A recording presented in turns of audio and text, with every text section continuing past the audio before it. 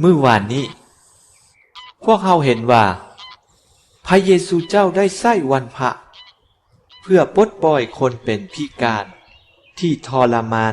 เป็นเวลาดนนานให้กลับมาสู่สุขภาพสมบูรณ์กลับมาสู่สังคมและครอบครัว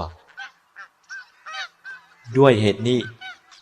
พวกผู้นำทางศาสนายิวจึงหาทางจับผิดและทำให้พระองค์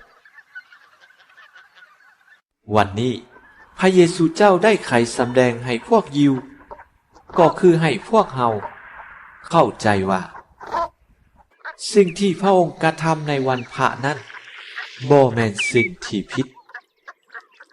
แต่พระองค์กระทำเหมือนกับพระบิดาเพราะพระบิดาทำงานอยู่บ่หยุดหรือว่าอีกอย่าง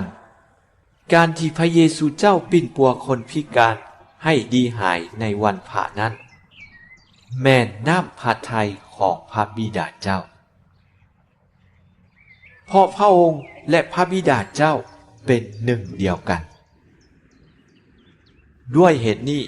พระเยซูเจ้าจึงบอกกระทำสิ่งใดนอกเหนือจากน้ำพระทัยของพระบิดาเจ้ากำหนดบำเพ็ญศีลก็เป็นช่วงเวลาให้พวกเราได้เบิ่งคืนชีวิตตัวเองว่าข่อยได้ใช้ชีวิตตามน้ำพระทัยของพระบิดาเจ้าสวรรค์บ่สิ่งที่ข่อยเว้าและสิ่งที่ข่อยกระทำได้สอดคล้องตามคำสอนของพระเจ้าบ่ข่อยได้มีความใกล้ชิดกับพระบิดาเจ้าผ่านทางวาจาของพระองค์และคำภาวนาบ่